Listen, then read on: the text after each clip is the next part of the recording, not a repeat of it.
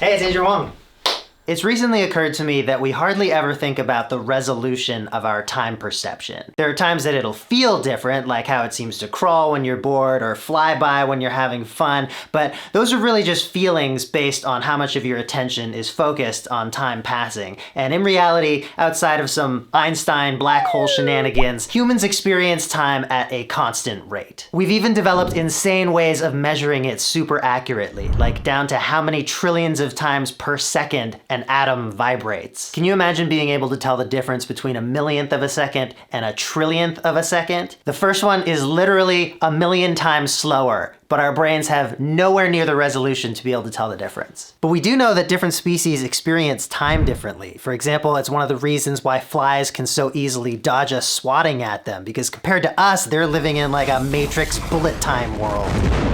So in today's video, I wanted to explore how different time perception could affect our music, and also how, even though we have a very limited range of time perception resolution, we are super sensitive to different tempos within it. I've had this on my mind a lot lately because if you haven't been following my channel recently, I've been hanging out with an alien, Horus, who has a completely different experience of time than us. In my dimension, as you're so fond of calling it, time bends and warps to extreme degrees. In your dimension, time is entirely linear, and here it appears as though I have a much higher resolution of time perception than you. To me, you are incredibly slow. So, is having a conversation with me at this pace, like, excruciating for you?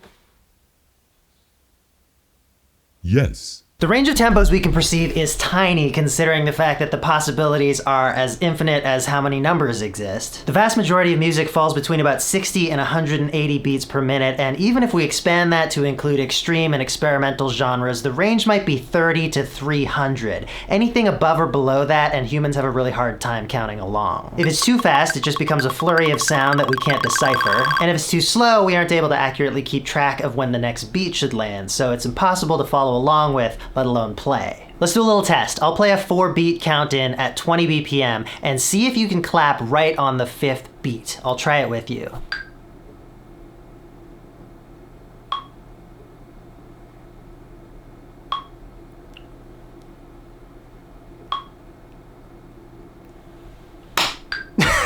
Dang it. Now, while our range of musical time perception is very narrow, we're actually super sensitive to different tempos within it. If we play a familiar song at the wrong speed, it can change how much we like it. It can change the intended emotional impact. Let me show you an example. I'm going to use my own music because copyright, but here's my song, Summertime Feeling. I'll play it for you at regular speed and then 20 BPM faster and 20 BPM slower.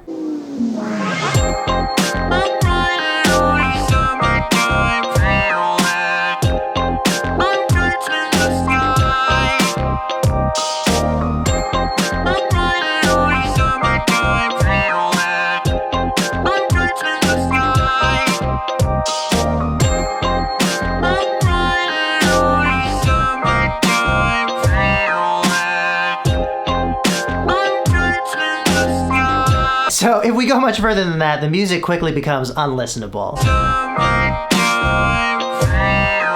A lot of times I find if I'm working on a groove, changing it by just 1 or 2 BPM can make it feel not quite right. And that's why I like to tap tempo a lot too, and just leave the weird BPM with all the decimal places in it. Anyway, I've just been thinking about this a lot as I've been hanging out with Horus and just being grateful for all the things we can experience through music when it's at the right speed. So I wanted to share some of my favorite music with Horus at the right speed for him.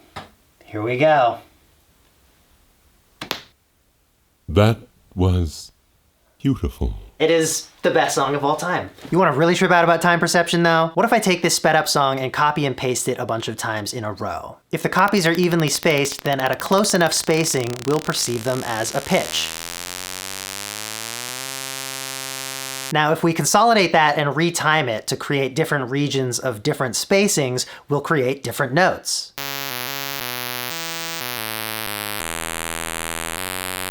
So in human time perception, we hear this as a melody, whereas if you had much higher resolution time perception like Horus, you would have just now been able to make out the same song being played like 5,000 times in a row.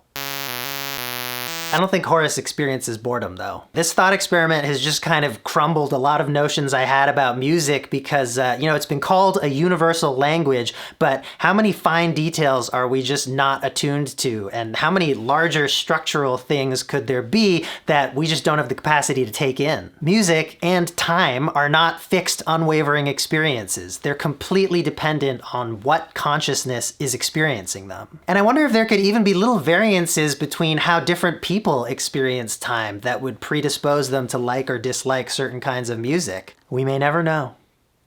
Anyway, thank you guys so much for watching. Hope you enjoyed this, and love to hear your comments. Okay, bye!